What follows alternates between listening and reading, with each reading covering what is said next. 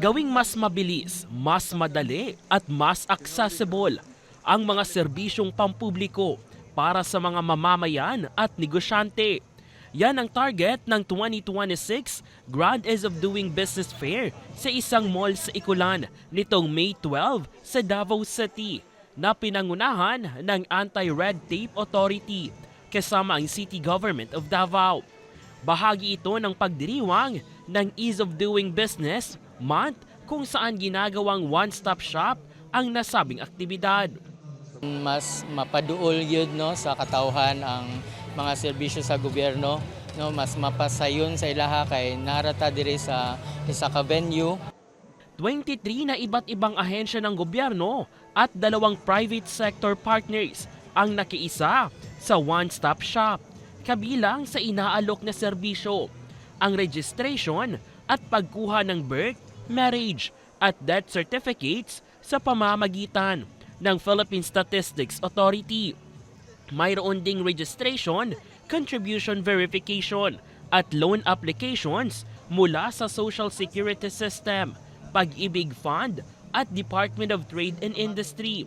Lumahok din ang PhilHealth Region 11 kung saan inalok nila ang aplikasyon para sa YAKA program, pagkuha ng PhilHealth ID at replacement ng ID. Among serbisyo sa PhilHealth na mahatag sa katawhan, kay pwede tang magpamembro dire, on the spot, ipamember din na itong PhilHealth as long na naalang sila'y birth certificate or any valid ID. Isa sa mga nakinabang sa aktibidad ay si Alhaer mula pa sa Marawi City.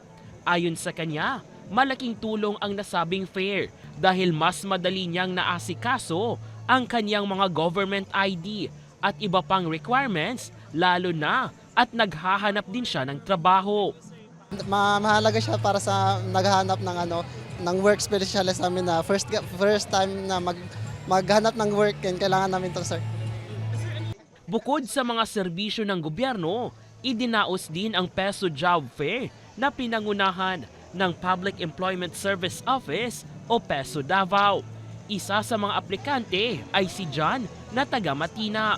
Ayon sa kanya, malaking tulong ang aktibidad dahil sa isang lugar lamang nakahanap na siya ng trabaho at naasikaso pa niya ang kanyang mga requirements. As a peso para manghita og mga job opportunities kasi here in Davao City as independent din po nagasik ako ng job para po maka-provide ng mga necessities ko at makahatag po ng mga kwarta or mga pangailanganan sa balay po, especially sa parents ko.